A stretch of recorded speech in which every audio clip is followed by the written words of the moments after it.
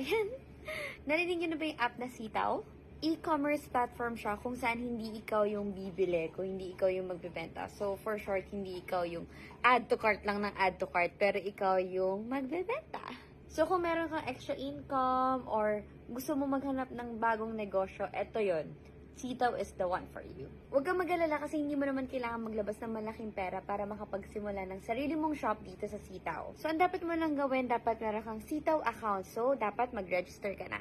Hindi mo na rin kailangan isipin kung ano yung mga ibibenta mo or kung saan mo ito ilalagay dahil dropshipping ang ginagawa sa Sitaw. At dahil dropshipping sila, hindi mo kailangang ilabas lahat agad ng pera mo or ng puhunan mo. Maglalabas ka lang ng pera kung meron nang bumili sa'yo. Hindi mo na rin kailangang isipin kung ano ibibenta mo or kung saan mo ito ilalagay dahil ang products na ibibenta mo ay provided ng Sitaw. At alam mo ba, provided din ng Sitaw ang pag-pack at pag-ship nito sa magiging buyers mo.